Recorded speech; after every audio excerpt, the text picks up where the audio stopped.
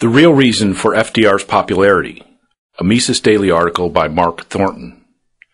All presidents worry about their popularity. They try to bolster it through impassioned rhetoric, free stuff for influential voting blocs, new programs that cost billions, dramatic photo ops, and of course wars that unite the country behind their valiant leadership. In most all cases, they choose means of gaining popularity that come at the expense of liberty. But what if a president took a different direction and sought popularity by expanding rather than reducing liberty? There is a model here they could follow, but it's not one you have thought of. It's Franklin Delano Roosevelt.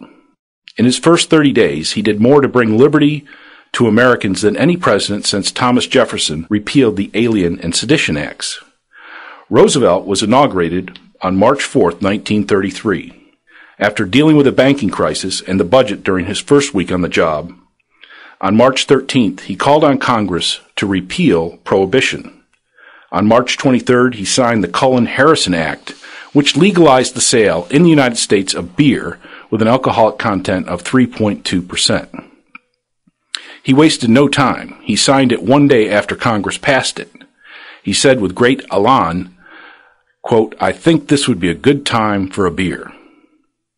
Only then, on March 16th, did FDR begin to work on his New Deal agenda. Then he had the wind at his back. It was a dramatic beginning to the end of one of the greatest legal calamities in American history, the hated Prohibition embodied in the 18th Amendment, which had been in effect for 13 violent years. Later that year, with the full support of the presidency, a new amendment to the Constitution repealed the old one. December 5th, 1933, was the day of final liberation, following 9 months of frenzy and excitement. FDR successfully claimed credit for this, achieving a reputation as a great liberator. His popularity reached astounding heights. The glow never left. Never mind that he was president of the United States during the majority of the Great Depression, and then he dragged us into World War II when thousands of American soldiers were killed. And real per capita personal consumption didn't improve in the United States until after World War II. All was forgiven, in the same way that the voters forgave Reagan's spending and failure to keep his promises following his dramatic tax cuts. Most historians like to credit his New Deal for his popularity without considering what an amazing thing it was to have repealed Prohibition. He took office at the very lowest trough of the Depression, when unemployment was at its highest, and when banks across the country were closing their doors. Things did improve a little under FDR, but the economy remained mired in depression throughout his presidency. His vast increase in the size of government consisted of maintaining and expanding much of what Hoover had introduced, as well as many programs like Social Security, which changed the economy of the 1930s very little. In addition, many components of the New Deal did not work or were counterproductive to economic recovery, just as today we see with bailouts, stimulus, deficits, etc. Many Americans did strongly oppose those New Deal programs. Somehow, the historians have failed to credit his popularity to one of the greatest restorations of liberty in American history. The majority of Americans were drinkers, and the alcohol industry represented something like 5% of the overall economy. Prohibition had made alcohol much more expensive, harder to find, and generally of a much lower quality. In fact, because hard liquor is easier to conceal, Prohibition had turned Americans from beer to rot-gut whiskey, which is, as the name implies, of a very low quality and often was dangerous to your health. While total alcohol consumption remained about the same during Prohibition as before, whiskey's market share rose from 40% to as high as 90%. FDR had been a dry candidate, but as he built his campaign for the presidency in 1932, he agreed to become a wet in order to receive the Democratic Party nomination at the convention in Chicago. He made a campaign promise to overturn the 18th Amendment and to legalize drinking. He did exactly what he promised to do. The result for liberty and economy were immediate.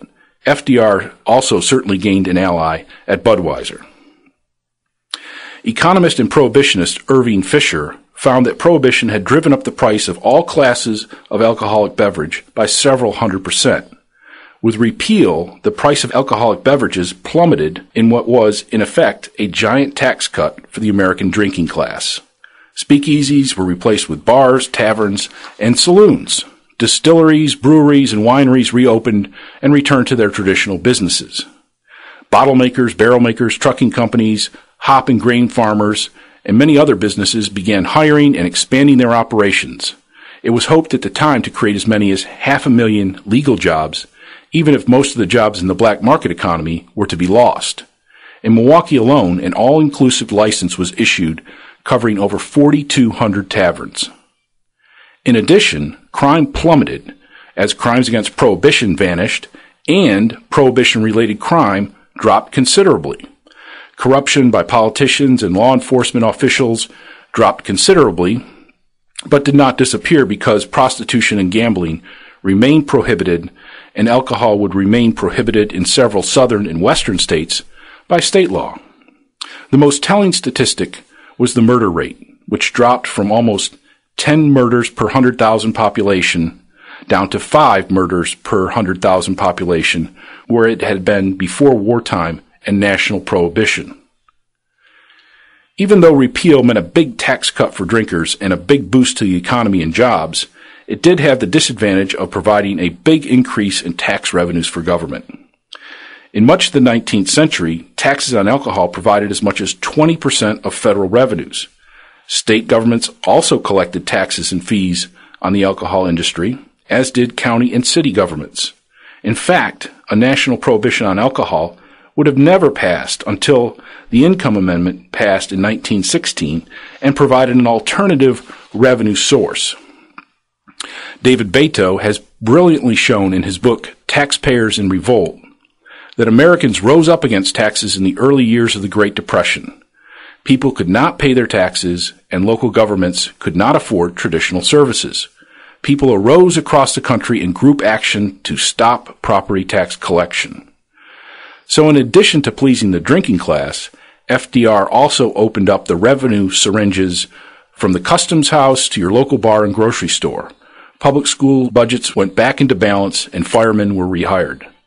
This was a tax that people did not mind paying because the cost of a legal drink with taxes was still much cheaper than during Prohibition without taxes. This is the reason the tax revolts came to a screeching halt. Repeal was a win-win proposition. Imagine living during Prohibition when having a few drinks could jeopardize the family budget, when politicians and law enforcement were completely beholden to organized crime, when gunfire on the city streets was a common event, or I suppose you could just visit downtown Detroit.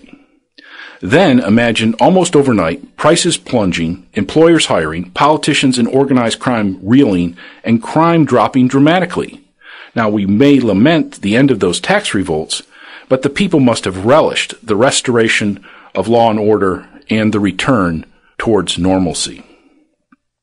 In American political culture, what a president does in his first 100 days defines public attitudes towards him for many years.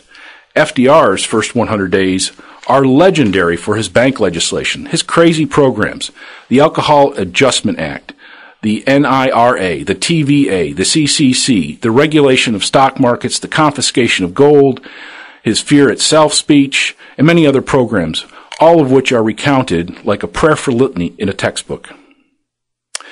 We tend to assume that this is the reason people loved him. The end of Prohibition is hardly ever mentioned, even though this is the one action that had a direct life-enhancing effect on every single American. This was the one thing that brought liberty and united the population in a collective shout of hurrah! The song Happy Days Are Here Again was FDR's campaign theme song, and now it is the Democratic Party theme song. But few remember that it was actually written for a movie to celebrate the imminent repeal of Prohibition. It isn't about government programs, it's about liberty.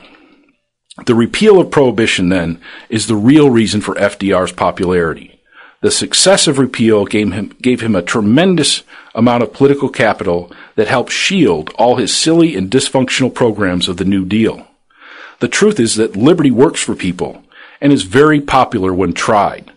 Likewise, the big government policies of Bush and Obama administrations are not popular, and once again, the people are rising in protest.